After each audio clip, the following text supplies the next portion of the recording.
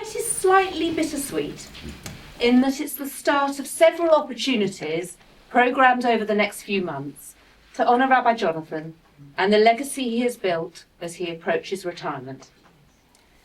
We're beginning with this keynote series that reflects on 3 pillars of communal leadership: pastoral care, spiritual life, and being in the public square.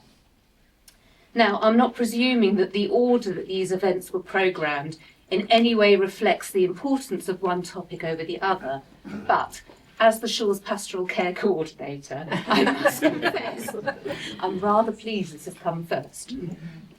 Pastoral care needs someone to be present. It often uses words, and most certainly occurs within relationship.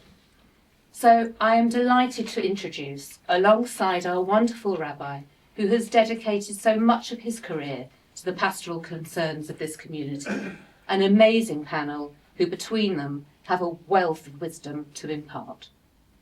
Firstly, next to Rabbi Jonathan, Christie Watson, an award-winning writer of 8 books, both fiction and non-fiction, including the memoir and Sunday Times bestseller, The Language of Kindness. Her latest novel, Killing Me Softly, will be released next March, and her work is also being televised. Next to Christie is Bishop Rose Hudson-Wilkin. Bishop Rose was born and raised in Jamaica. She is currently the Bishop of Dover and Canterbury, but served as a priest in Hackney for 16.5 years, was appointed as a chaplain to Her Majesty Queen Elizabeth, and was the first female chaplain appointed as the 79th chaplain to the Speaker of the House of Commons.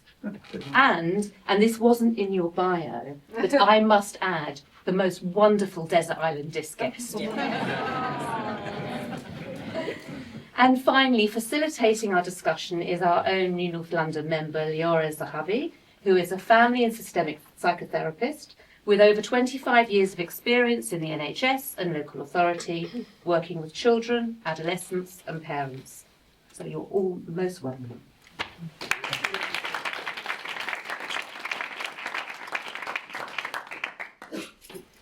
So I'm going to kick us off, but it's going to be hopefully a very collaborative conversation which just flows easily between us. Can people hear me? Yeah. Not very good. Not very well? Okay. So I asked Rabbi Jonathan what he would like to get out of tonight's conversation.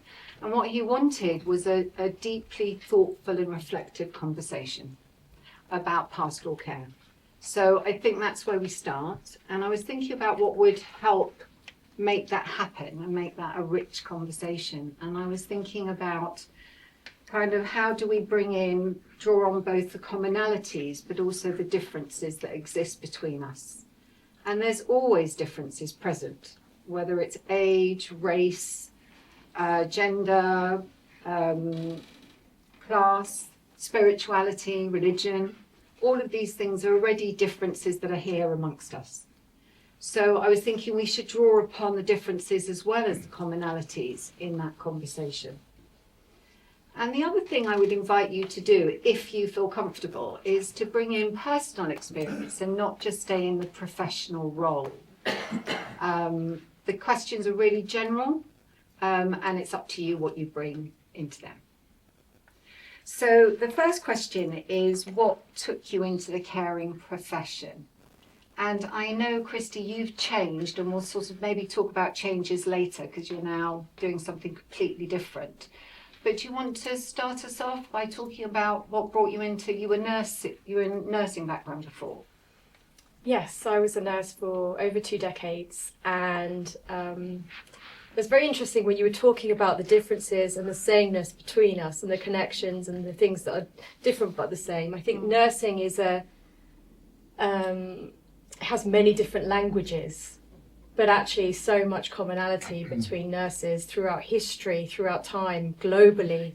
And I was thinking about this recently, that it feels to me one of the most human of the professions, because I was thinking a lot about AI and who's going to take which jobs. And perhaps the language of nursing all over the world, regardless of those specific cultural things that you spoke of, in terms of class, race, gender, age, all the things, is that it's a language which is similar to the language that you both speak, which is empathy and humanity and faith in all human beings regardless. So I think my draw into the caring profession when I was a baby at 17 was something that I didn't have the language for, because I imagined it would be like ER, cracking chests and George Clooney on every corner. There was no George Clooney at any point. But what I found was it wasn't so much proceduralism, it wasn't so much learning how to interpret an ECG or assist with a chest drain. It was much more about how to deliver bad news, how to be witness to somebody's suffering, how to sit with them in their suffering and know that you sitting there with them in it is sometimes enough. And so that was a language that was very difficult to learn, but I think that's ultimately what drew me to the caring profession when I was a baby at 17. It just took me decades to embody what that actually meant. Yeah, just a long answer. Yes, a beautiful answer. And quite a journey. What for you, Jonathan, Rabbi Jonathan, drew you into this? I think I just say also how I appreciate being in this conversation with people I so much respect. There's in your book, there's that moment, it's I think right at the beginning of your book of Language of Kindness, where you're looking after someone who's got a struggle with breathing and you take them all across the hospital, and for one moment you say that, I don't know what it was that happened, you suddenly see her as a young woman at the end of the ward dancing with her husband. You suddenly the whole of the humanity of this person comes out, and you bring that out so beautifully. It's just stayed with me. Thank you. I think being here now actually says an awful lot about it. I mean, there's other aspects to it as well. I was drawn into this community like being drawn into a family. I've never felt kind of a them and us about it. I felt surrounded, as I do at this moment, by people I love and respect, and I feel they've called out of me a readiness to be with them in return, and made that path easy for me. I'd also say personally, the fact that my mother died when I was very young has sort of made its way through all my life in different ways and created a kind of internal reflective space about loss that has been very important, very central, and actually, it's a ghastly way to put it, very useful in working as a community rabbi. You're talking about growing though, so somehow growing in relationship with the community throughout the journey. Yeah, and learning from the community, and just obviously I don't know what I've missed and what I haven't done, and people in this room will know that perfectly well. But I've been given the opportunity to be with people, as you said, and I honour that. There's something about what you're saying, Jonathan, about also having that childhood experience, kind of teaching you something about what's important in life, the meaning of that, being connected to others, giving back in life, the loss that you talked about. Yeah, I think it's in a strange way made me, I've no idea why, but I've not been afraid of being with people who are dying.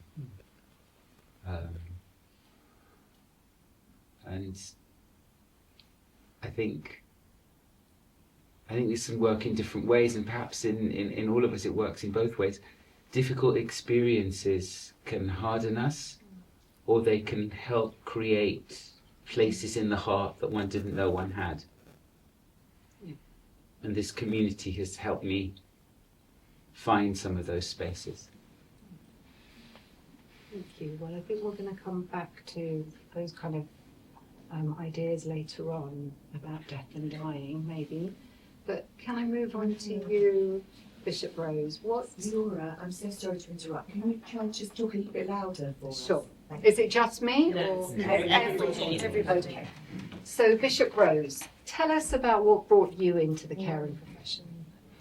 I perhaps will begin where you left off. Okay. My mother left me when I was 2 years old, just over 2 years old. She came to the UK, and my sister and I were left behind. And through those early years, I remember distinctly feeling unloved.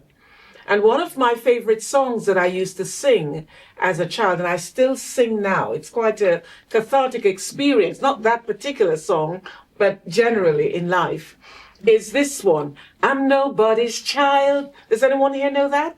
I'm nobody's child, just like a flower. I'm growing wild. No mommy's kisses and no daddy's smile. Nobody wants me. I'm nobody's child. I used to sing that as a child.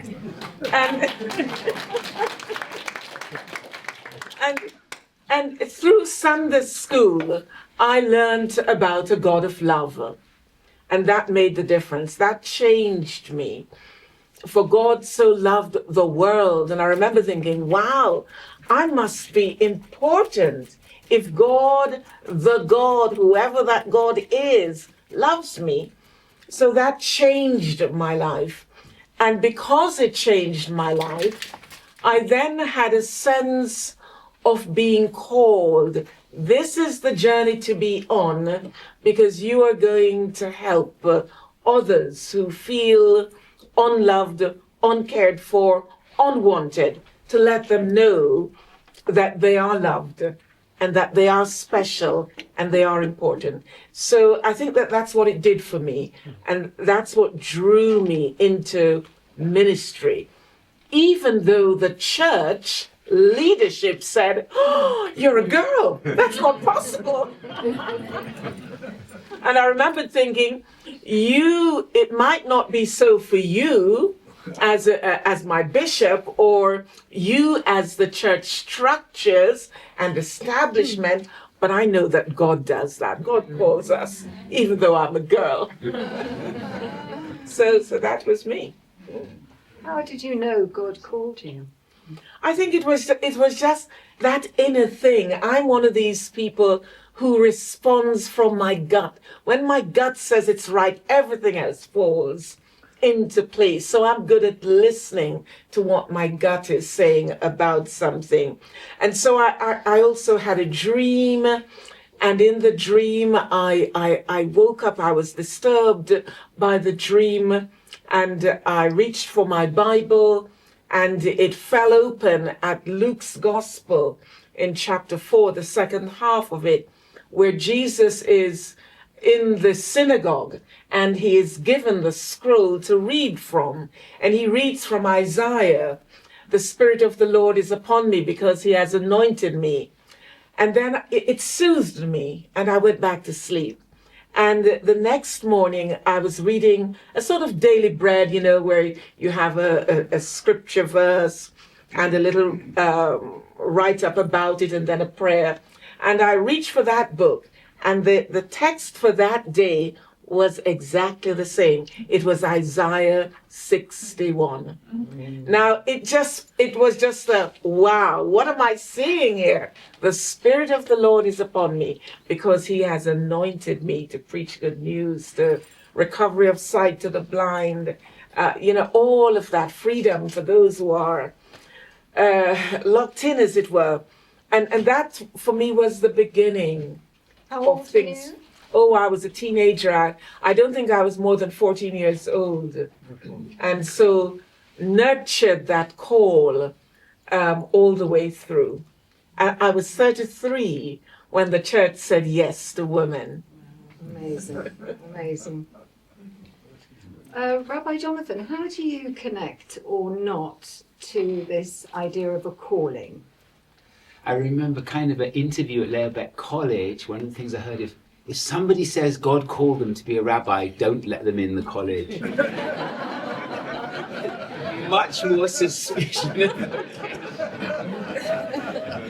I think there is a kind of difference. There is a kind of difference here. And I think for me, it was in my blood. I come from a family of rabbis on both sides, and the kind of sooner or later the escape routes closed off. But again, it was the community. Having said that, and I don't know how you both relate to this, I think of the listening space.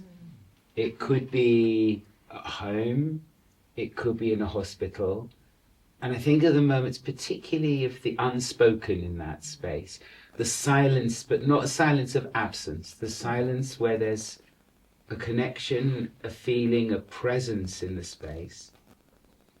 And I would regard that as sacred. And actually words quite often diminish it,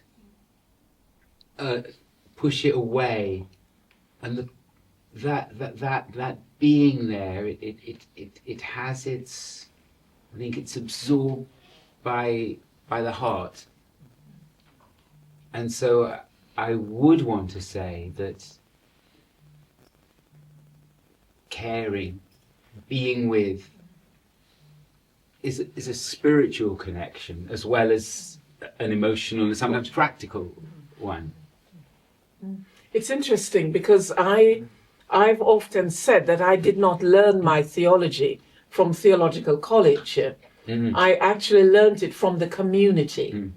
So it was the community around me while I was growing up who exercised by the way they lived a trust in God. A trust in God as well as confidence in God. And they spoke about God and to God in a very real and ordinary way. He was not far away. He was right there in the community that they could call on him, draw on him. And they did it with such confidence. And sometimes most of these people were illiterate. So there was just something that they knew that God was present and with them in whatever they were experiencing and the journey that they were on. Can I ask you, why do you use the pronoun he? That's a good question. I think I'm going to say it's a great habit.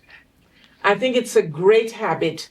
If I'm made in God's image, and I'm sure God is also female, but yeah, I've grown up saying he, and that's why I say he. I have no conviction that he has to be. That's so interesting. Just on following on from what you were saying, Rabbi Jonathan, about listening, and earlier you said that you weren't frightened of being with the dying. And that's a terrible gift, but it is a gift. And I think that from my nursing years, one of the things that I found as close to sacred as I can know it is that moment when the last sense to go is hearing. Yes.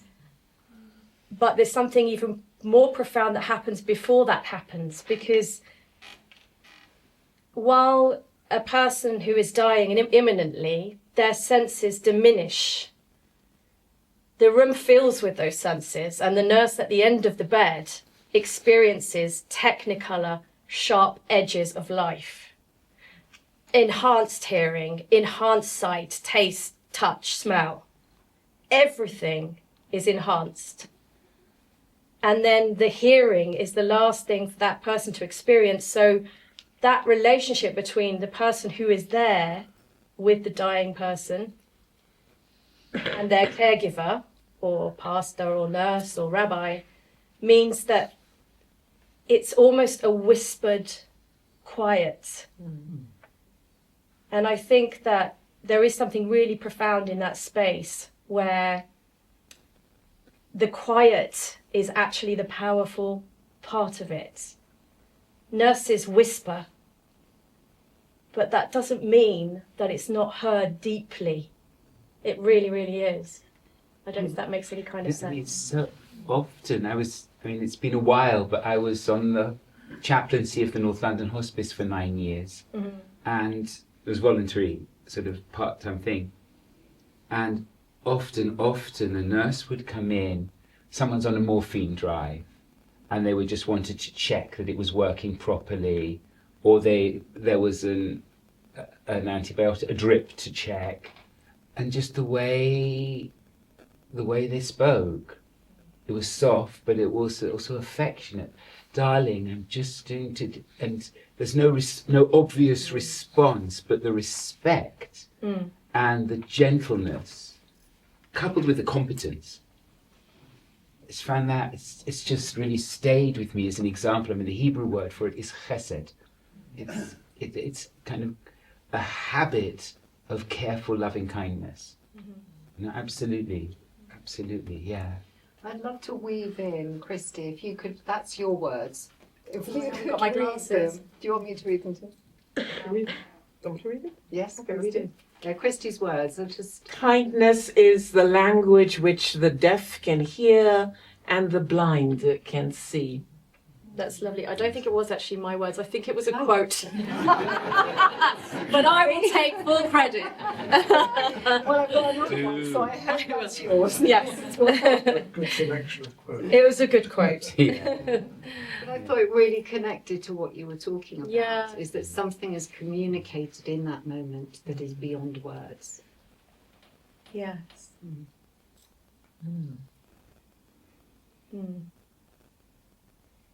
There's also something, if I can say, about I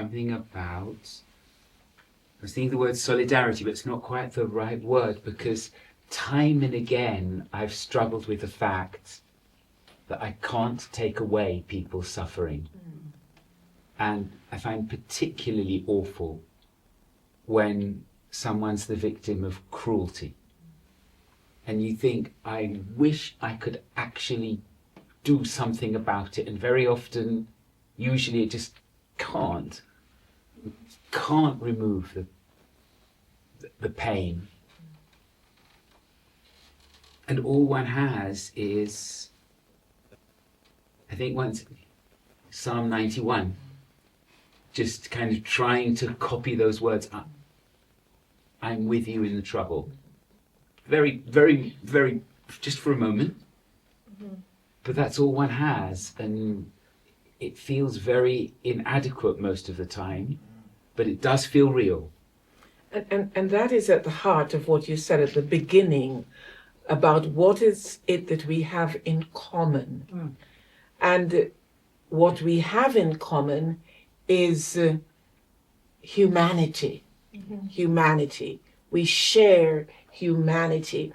And therefore the ability to be able to feel with one who is experiencing pain or sadness or distress or whatever. And it is from that place that we respond, that we reach out, whether with our presence or seeking some form of action to alleviate the pain or to soften the whatever is being experienced, doing, but it is in the being first and the feeling of that that tells us that we share this common humanity and we feel with one another. Yeah. And the word compassion comes from compassione, which is the Latin that means to suffer with. That's compassion. But obviously that suffering with, also you're absorbing some of that. We absorb some of that because that's a byproduct of what you're doing and giving. If you're doing it properly, then you must absorb some. So there is a cost. I think it's worth it. Yeah. But there is a cost. So I'm going to take the risk of reading another quote of yours, which might not be yours. I'm sure it's mine. I haven't yet read your book. It's on my reading list. So this was really powerful, and to me it links into exactly what you're saying. So Christie writes, nursing is a career that demands a chunk of your soul on a daily basis. The emotional energy needed to care for people at their most vulnerable is not limitless, and there have been many days, like most nurses, I have felt spent spent devoid of any further capacity to give. Mm. Are those your words? Those are definitely my words. But I think on the back of those words, I at any point in my career, whether exhausted, burnt out, suffering with compassion fatigue, I've always felt such an enormous privilege, because I don't think there's a greater privilege than being with somebody at the most significant and extreme and fragile moments of human life. I think to be able to be there in those moments with another human being and provide any kind of comfort, it's just a privilege. So it There's a comes at a cost, cost, but but- it's worth it, I think. Yeah.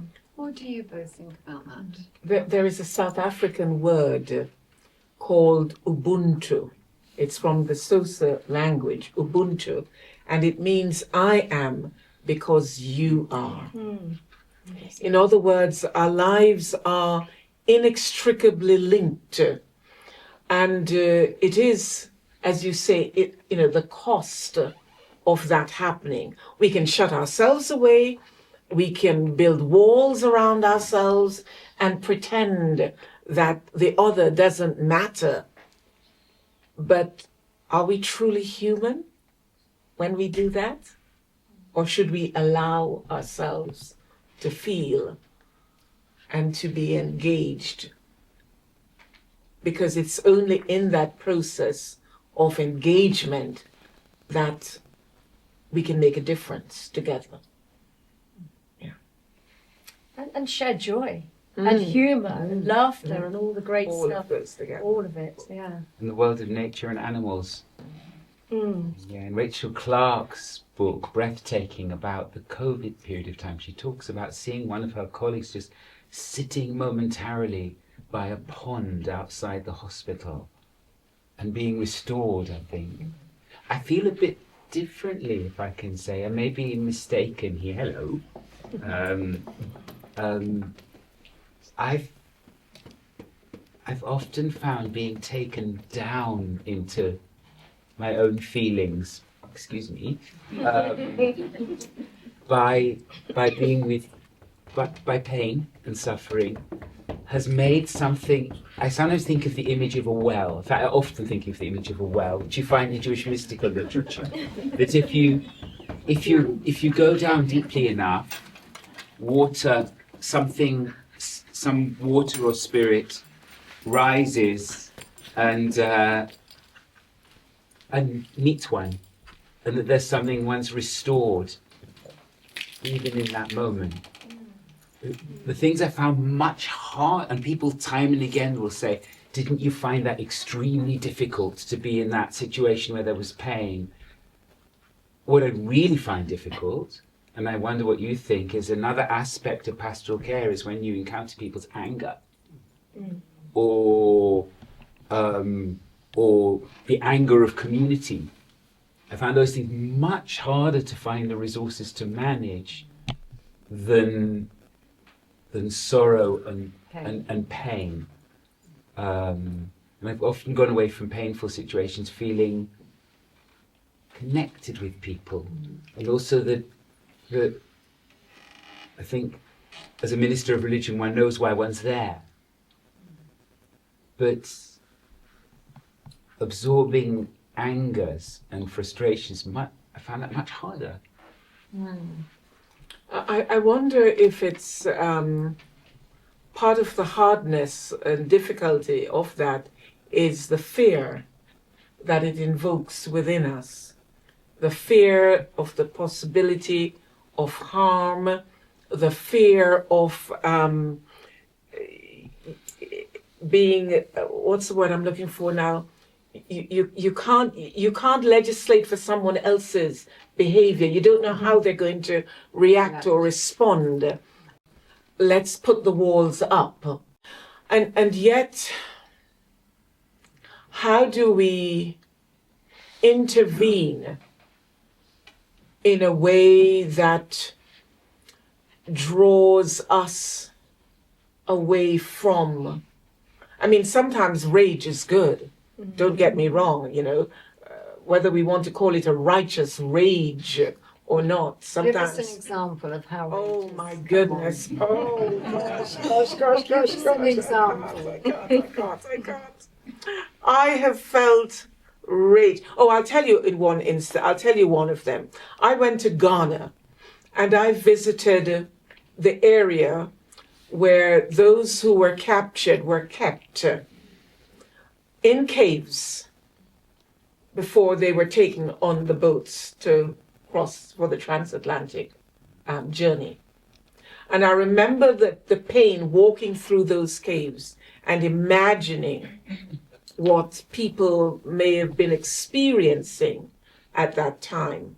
But what caused rage, real rage within me, was that above ground there was a church built.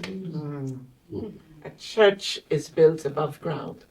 And it therefore means that people were worshiping above ground while people, human beings, were being held in those conditions.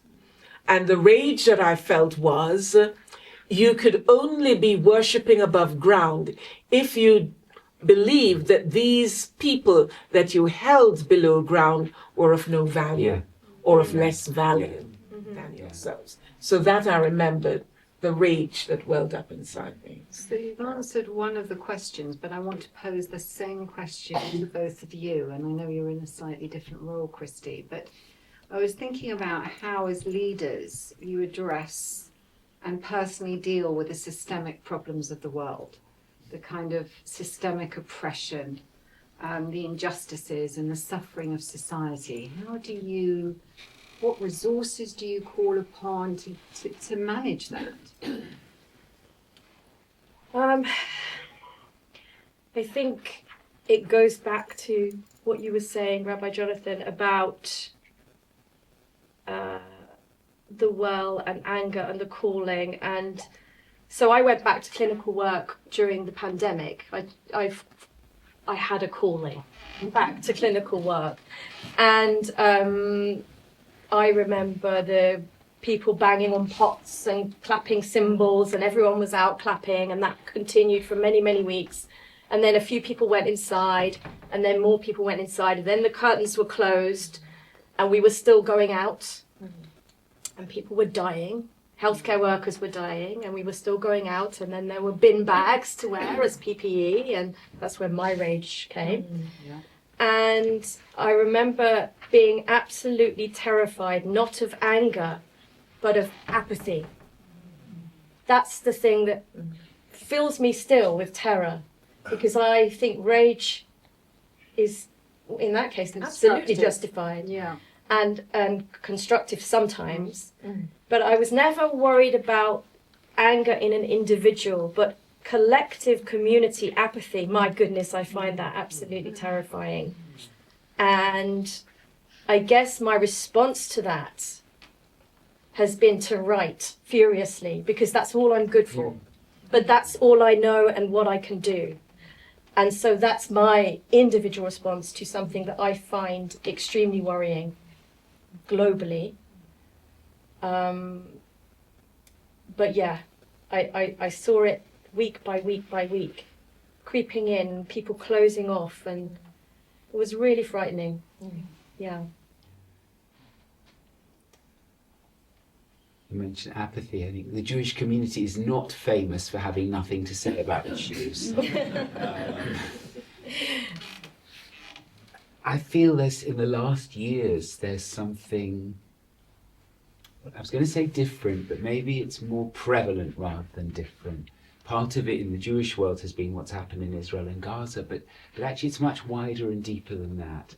Over the last, with Ukraine as well, it seems to me we live in a world now at war, either directly or by proxy. And we also live in a world where the approach of despair seems to me to be more commonly felt. I know, Nikki, we relate to this a lot in terms of climate and biodiversity. And I struggle with the feeling that so much of the world's leadership is prepared to take actions that will kill their own grandchildren potentially for the sake of a slightly wealthier now for themselves. And that infuriates me and it frustrates me, and I feel powerless to do anything much about it, even to reach the ears of the people who may have the decision-making power to do something about it. And the way the world has swung away from doing the things to necessitate the future of humanity and all life, there's an area where I experience a very strong sense of frustration and anger that I find it very, very hard to, I don't even know where to channel it. Very, very hard to manage. And I kind of think of the first, second century saying in in the Ethics of the Fathers, it's generally translated as, by Rabbi Tarfon, it's not up to you to finish the work, you just get on with the bit that you can. And that's sort of consoling in a way. Do what you can. You can't keep thinking about the big picture because it's getting you nowhere. But that in that wider sense, I find difficult. I think from that quote you just used when you were speaking, what was going through my own mind is, but how might we start here in this little corner to make a difference in this corner? And perchance, as we make a difference in this corner, the light from it might just shine in, in the outer spaces and begin to make a difference. Because if we don't do that, then we just sort of throw our hands up in despair and give up. But I also think that what we are seeing in our nation at the moment is a kind of othering of each other. And the more we other each other, the more dangerous it becomes, because it means we are not holding on to the things that we have in common with one another. Yeah, I agree with that. I recently texted a friend of mine who lives in Scotland a joke and said, what do you get if you have an atheist, a senior pastor, a Trump voter, a conspiracy theorist, a pagan, an agnostic, and a humanist all in the same place? Thank God there's no rabbi, yeah. There may as well have been, all in the same place. And she said, I don't know what you get. And I said, well, I'm about to find out because we're having a family barbecue. And I joke about it, and I could have gone on with the differences, believe me. We are a multi-faith, multi-race, multi-everything family. And we argue, and we shout, and we love each other, and we laugh, and we all have different opinions about absolutely everything you would ever imagine. Wow. And we all get on. And if it can happen in our family, it must be able to happen in the world. And that's what all of us say. And what do you put that down to, Christie? Is that acceptance? What would you say is the common bind between all the differences? Well, I think it helps that we're all in the same room. We're not in different echo chambers. And we're not driven by AI in our different echo chambers. I think that's really problematic. But I think humour really helps. I think deep listening really helps. And knowing that it's okay to be different and have different opinions. I think ultimately, we all just love each other. And I don't know how, but it works. And that gives me great hope. Because I think if it can happen like that in one family, it can happen in communities, it can happen everywhere. And I don't think we're alone in that diverse family setup, it's particularly in London. I don't think we're alone. Yeah.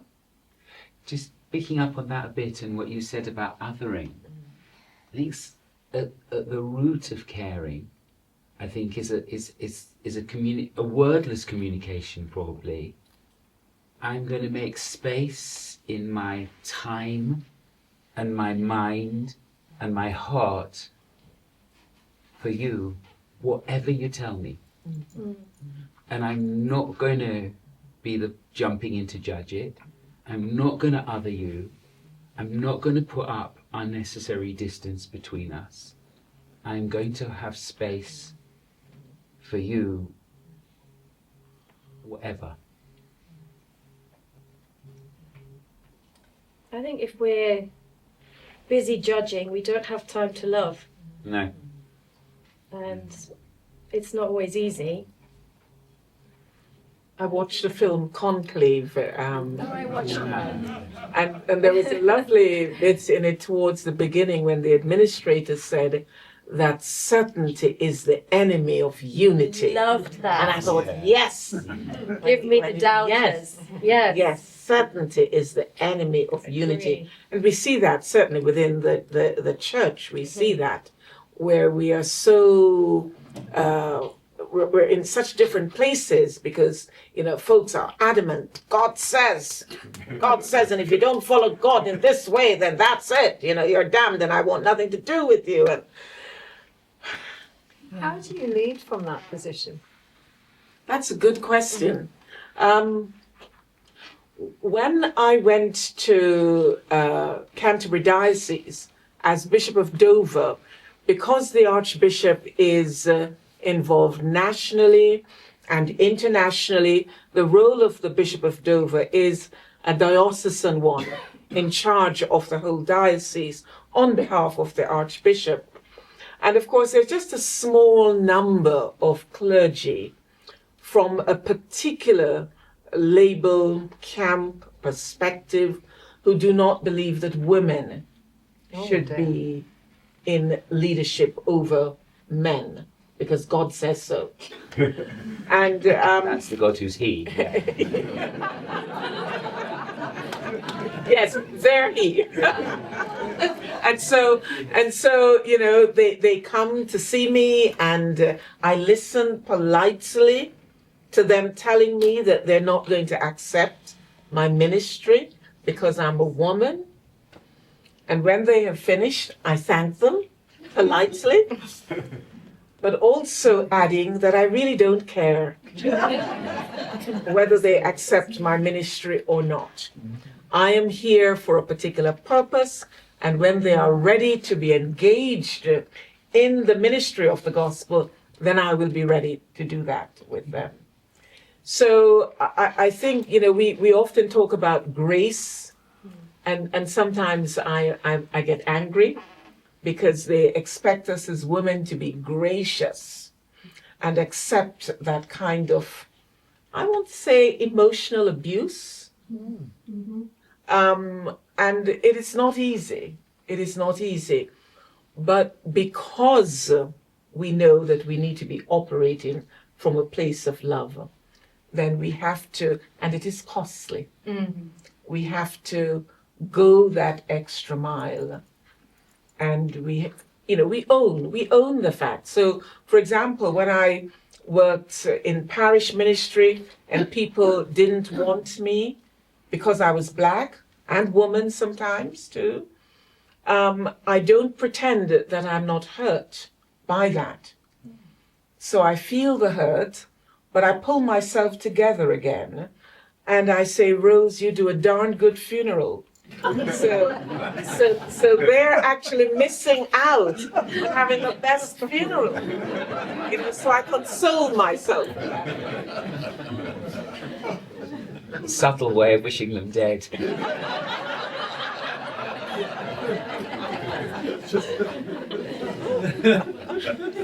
Are there main issues that you all three of you feel very passionate about, that you feel ought to be addressed, that are not named or not voiced somehow in the communities? Thinking about it. Okay, so I mean, my thinking about climate, obviously, war, all the existential threat pick and mix that we have at the moment, which feels like a pick and mix. But the one thing I suppose from a nursing medical point of view that we don't hear much about is bacteria and viruses, because we will surely have, we know we will have another pandemic. and that is all to do with climate change, of course. But one of the things I'm quite interested in is the fact that we are talking about AI and climate and war so much. There's so much discourse about these things. And quietly, these viruses are evolving. And we're ill prepared. We were ill prepared before, we're still ill prepared. We're not talking enough about this in communities. It's almost like none of us want to think about COVID anymore, at all, ever. But the next thing will come. And we need to talk about those things. We need to be more prepared so that we aren't sending healthcare workers into situations where they're wearing bin bags. And black people are not dying in droves because we're realizing that the racism epidemic that's always been there, oh my goodness, lo and behold, this is what's happening. So I suppose that's my particular bugbear, is the one existential threat I don't think we give enough attention to. It's a bit depressing. But, I'm reminded of Micah, the prophet Micah. What does the Lord require? To do justice, to love mercy, and to walk humbly with our God. So I guess for me is, I would love to be part of a world that takes seriously what it means for us all to inhabit God's world. What does it mean? So, for example, for me, as Bishop of Dover, that is the place where people coming in on small boats. That is the place. And I get tired of hearing unscrupulous politicians whipping up the hating of refugees or boatspeople or migrants. I am so tired of that. And I think that if we were really serious about addressing people coming in droves, even though it's a minuscule number compared to the millions that move, and people are always moving around the world. But if we were really serious, then we wouldn't simply be talking about creating a Rwanda situation to send them to, or wherever else we wanted. We wouldn't be playing political football with France on this subject. We would recognize that this is an international issue. Yeah. And the question that we would be asking and should be asking is, why are they leaving their places of origin? Yeah. Because until we address those issues, they're going to find another way. It might be another country that they go to in droves, whatever it is. So that's the question that the international community needs, if they're serious, that they need to sit down together and work on. Why are people leaving? It's no good picking out the bodies downstream. We need to be asking, going upstream and saying, why are they jumping in the first place? That's the relationship between climate and refugees. It's big, and war and refugees. Yes. But just, I appreciate with what you said. It's one of the quotation from Micah, the kind of the bit about loving kindness and doing justice is kind of clearer what that means than walking humbly with God. And I've been reflecting on that part of it recently quite a lot. And the humbly with God, I think, is an awareness of the presence of God in all other human beings and in all life. And the issue that I think is so prevalent and under-addressed is cruelty. Or it's one of the issues. And that's cruelty that we inflict on each other. It's cruelty we inflict on sentient beings in a very, very big way. And often, it's so endemic in the way we live that a visit to the supermarket is an affirmation of all kinds of cruelties and injustices that we don't even see or think about, and we couldn't, because we couldn't bear it if we saw them all. But I find myself implicated in a world order with which I'm fundamentally at odds, and with which my Judaism and my faith is fundamentally at odds. And I find myself a reluctant but going with it participant in cruelties of many kinds. There are other kinds I'm not participant in and I witness. And I wish we could find ways to untangle ourselves as humanity from some of that conduct. Christie talked about using the power of influence through her writing. How do you both feel you use the power that you have to influence others? I respond quite a lot to invitations for speaking engagements where I would like to hope and believe that I use what I have to influence change. We don't have to be the prime minister or a president or, wherever, however we influence change. That is power at work.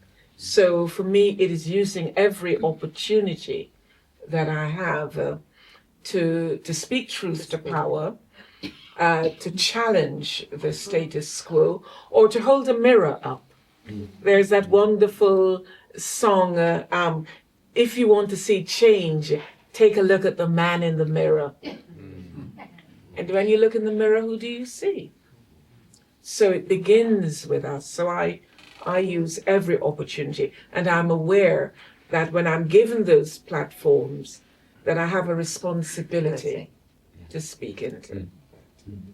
Rabbi Jonathan? I would echo that actually, speaking and writing, and I've had the privilege of speaking here for many, many years, but I look to speak much more widely for exactly the reasons you say, because there are things to care about and there's a lot to fight for. Yeah.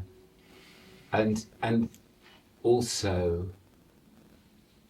if I look at the climate piece, nationally and internationally, the picture looks so bleak. When you look locally, the amount of amazing things people do is phenomenal. And I think you're absolutely right to focus on the near and what one can hope to learn from and have an impact on, and to take the courage and the hope from that to keep going.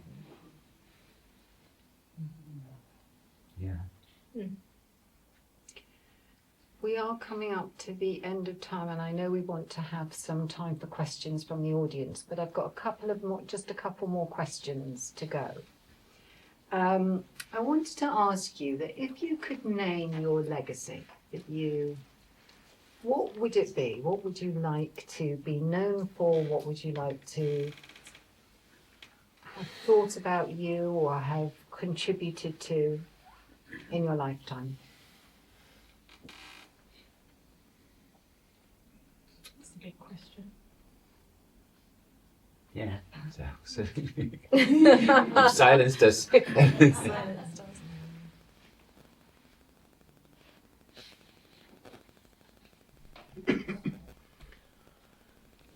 I think I would like my legacy to be she loved, she was fearless, and she cared. Beautiful. I think I would like those three things to be I part of think my you're there legacy. already, my love. Yeah. I think mine would be that she often got it very wrong, but she tried her best. I've often thought of the words on several rabbis' graves, just Migeza Ravanim, from the tree of rabbinic leadership. What that means, others will decide. Beautiful. And the final question, from the conversation that we've had here this evening, what do you hope the audience might keep in mind? What do you hope they might hold on to from the conversations that you've been having today with each other? I think that Bishop Rose's image of the church built above is the thing that I hope we all take and remember as an image. That must never happen. And it's That's happening very all the significant. time. Yeah, yeah. Yeah. Perhaps for me, it's how to ask oneself the question, how can I make a difference? Yeah. Or what difference can I make? I would say here the three of us are from different backgrounds, many of us very different people. I think it's obvious that we have heart space in common, and that's a space that cares beyond any difference. Yeah. It's a space that cares and it's shared. And it's been voiced very clearly. You're all welcome for the barbecue. I'm definitely coming. Thank you very, very much. Shall we open it up to... Yes. So, my name is David Barclay. First of all, Bishop Rose must be absolutely in her seventh heaven. You've now got a female Archbishop of Canterbury. We do indeed, we do, yes. My question is, how do you deal or face or deal with people who are opposed to you?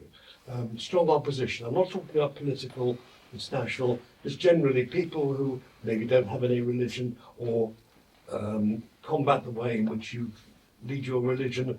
They go back over, say, hundreds of years saying religion was responsible for a lot of misery, death, destruction. So all your words of faith and hope and whatever seem to conflict with that. How do you respond to that to make the world a better place? Thank you. Who wants to take that question? I get that Yeah. all the time. My thing is action speaks louder than words. I walk towards, I don't walk away from.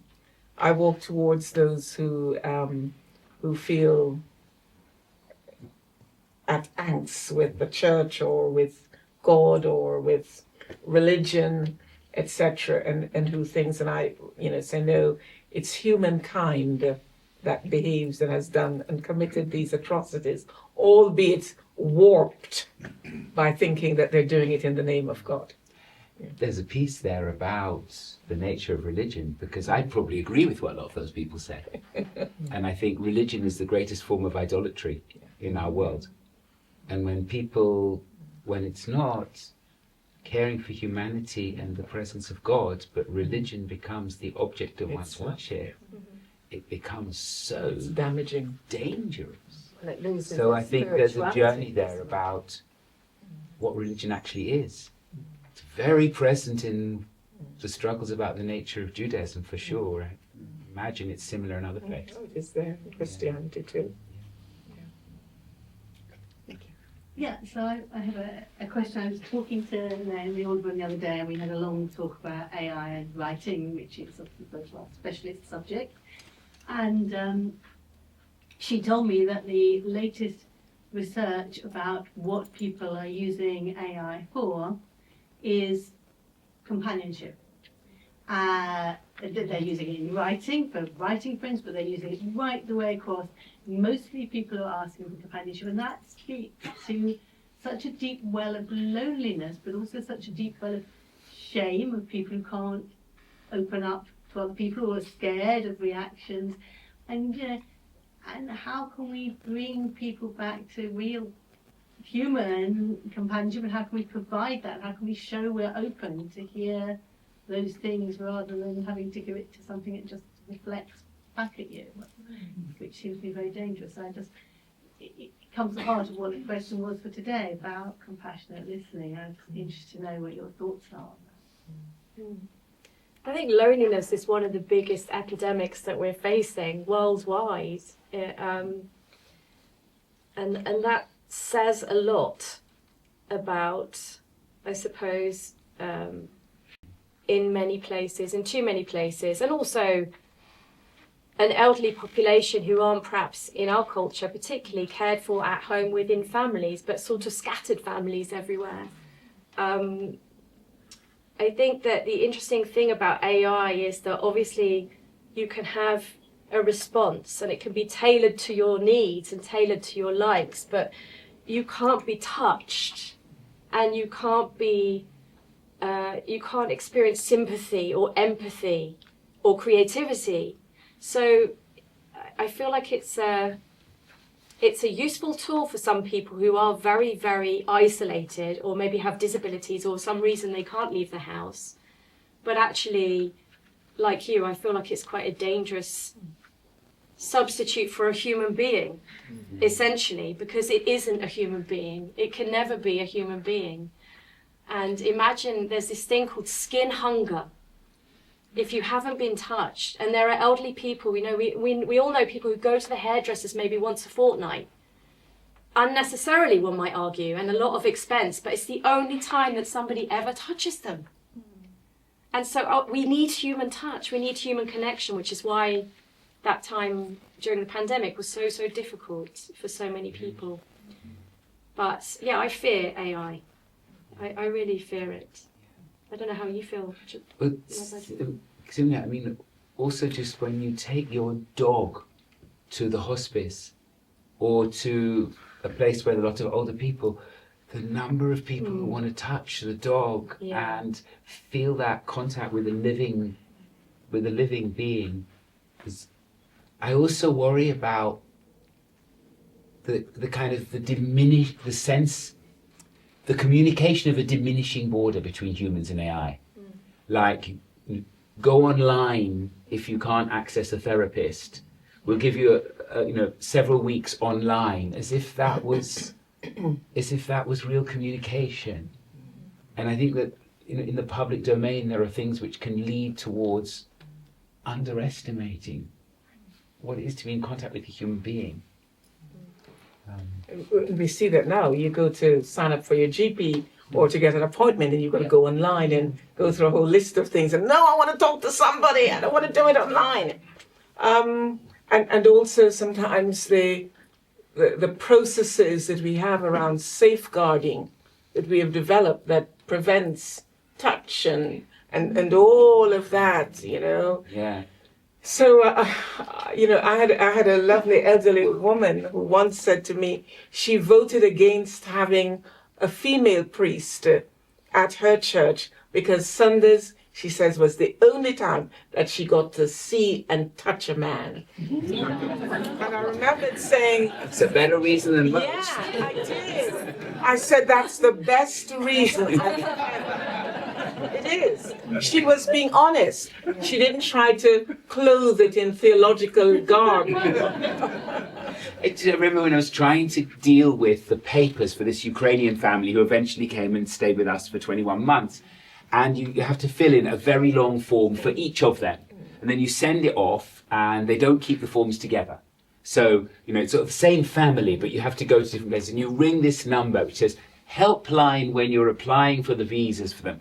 And you ring it and says, if you want such and such, listen to this, and you push number 3 and it takes you to the next one. And then you go to the next one. So if you're inquiring about, you haven't heard for 2 weeks, press this. If you haven't heard at all, press this. You press the next one and you go through the next one.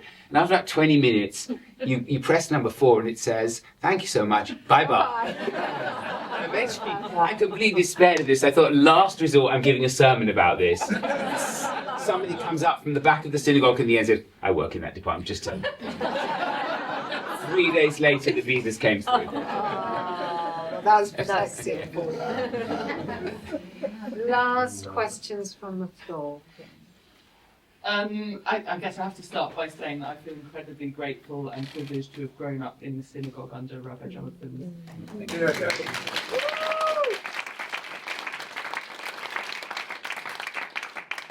Yeah, definitely getting all my values and role modeling. So my question really is about what have you learned about how to change hearts and minds? And I'll explain kind of why I'm asking. I work at the moment for Jewish Women's Aid, which is the Jewish domestic abuse service.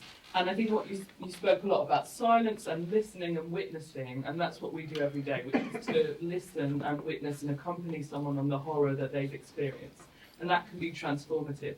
I think when you're in a position to also take what you've witnessed and bring it to a wider audience to try and improve the situation, whether it's about climate change or whatever issue it might be. So in our case, it's about, the community still believes that domestic abuse doesn't happen in the Jewish community, or it only happens in the Orthodox community, or young people don't see why a sexist joke is part of creating a culture in which abuse can happen, and so on. So I'm really keen to learn, what have you learned about how to convince people to care about things that they don't care about?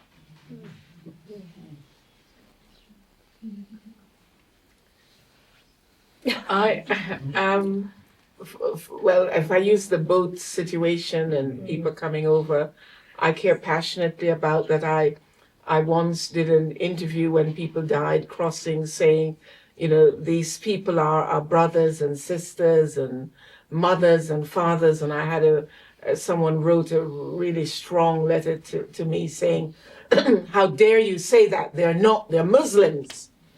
They're not our mothers and fathers and brothers and sisters. And he actually began his letter by saying that he was a conservative evangelical Christian.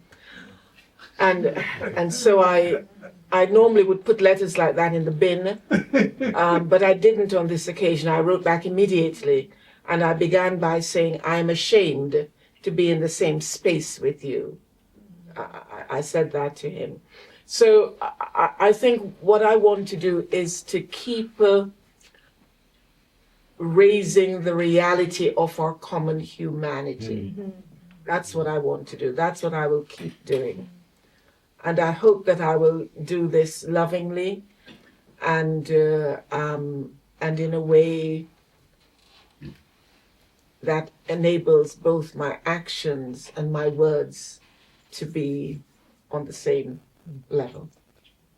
That takes a lot of courage, though, as well. I'm sure courage is part of it. It's also moving in that other direction. I mean, we're in a time where what you've said, or the letter that was written to you, is politically becoming almost the dominant voice. Yes. And we're Quite acceptable. And we're at the edge Yes. of a moment, could happen very quickly, Yes. that we're suddenly going to recognize that we're in a different culture in which talking about humanity in general, we have to learn some of the deeper lessons, because there was already that humanity in general at that moment where the church was constructed in Ghana over that slave note. So that's not new. That's part of a tradition which presented itself as somehow superior and universal to talk about humanity in general. And I think one of the real wonders of this discussion, which has really been moving and beautiful, is the promise of a different kind of theology, which where you started was, which was striking, I listen to my gut, I trust my feelings, which is all three of you have actually said that, but the dominant culture doesn't value our feelings. It says they're subjective or irrational, not to be trusted. So the rationalism dominates. I want to add to that, though, that there's... You worked, did you say, for 2 decades as a nurse? And you for 16 years in Hackney. Parish ministry. That hate is also a gut feeling. Yeah.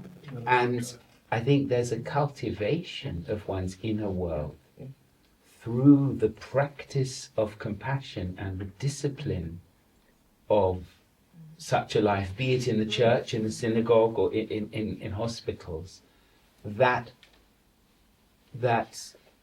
educates our inner world and our feelings, and guides them and teaches them. And I think going back to your comment, talking about, I have to be careful in sermons, obviously when things have to be not transparent as to what or who one's talking about, but talking about cruelty, talking about the way refugees are treated. I think it's absolutely essential, but it's also important to try to do that in a way where the voice of compassion is stronger than the voice of disapproval of what's happening, so that people can travel the road with one. And I don't have to be careful, so I can say Nigel Farage. But I think in terms of your question, the role modelling aspect was really important. And if we've got a political discourse that is very loud and very shouty, but it's the only thing we hear, or young people hear, that's normalised. And actually, it's up to us to be the alternative and to be the wonderful role models and to say this is the alternative way. Because if there's only one way that you can see as a young person growing up that, you know, is right or wrong, depending on whatever opinion you have, but that's the only way, that's not the only way. And I think it's the responsibility of all communities, of everyone else, to say there is another way. And it's the light coming through, and the love, and the honouring all human beings, regardless. Otherwise, with our silence, we are complicit. Yes. We are complicit in our silence. Yeah.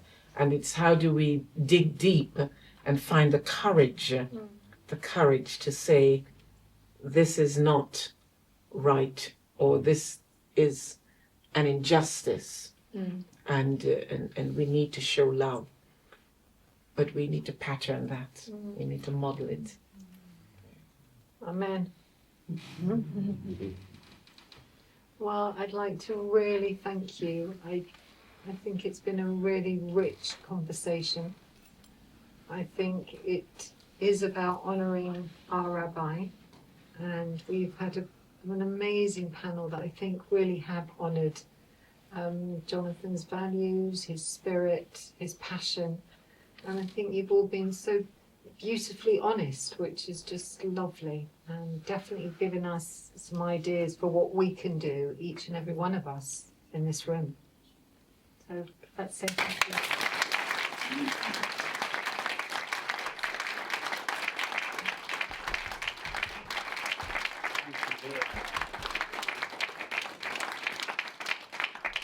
On behalf of the community, Leora, thank you so much for bringing your Absolutely. insight and your delicacy to facilitating this.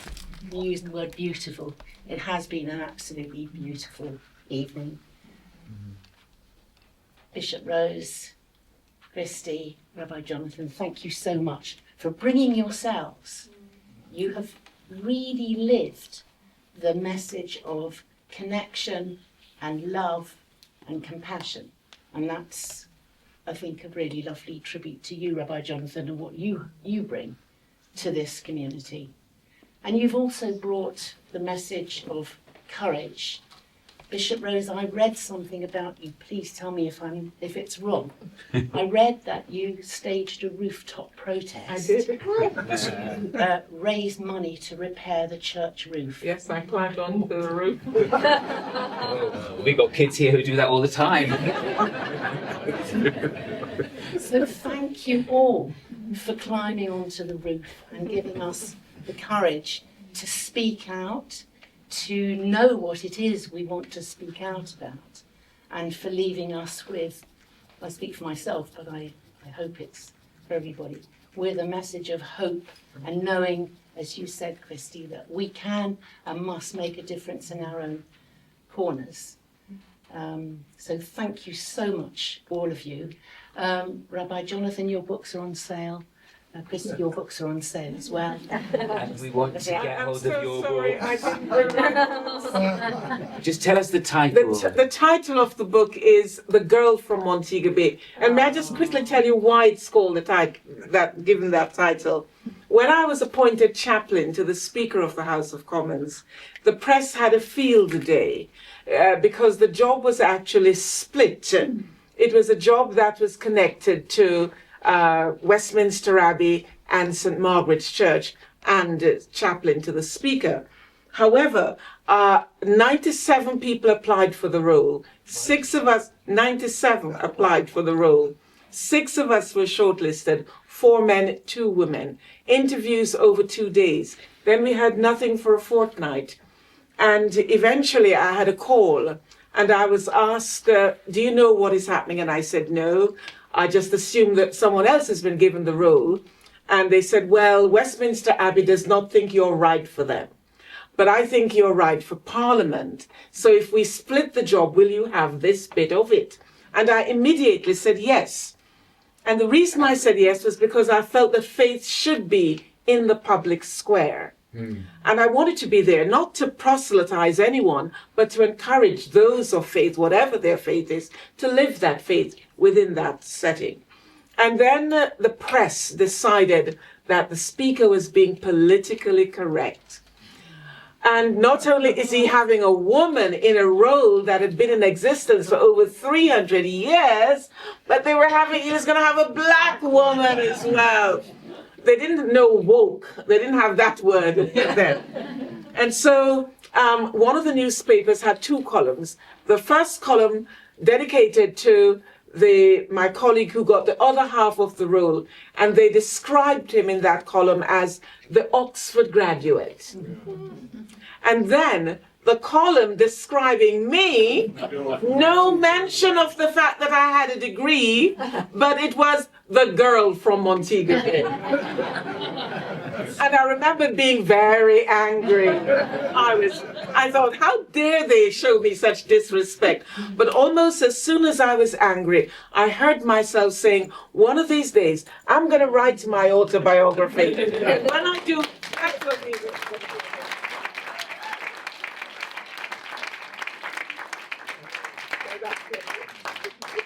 Did you credit the newspaper that thought? I didn't.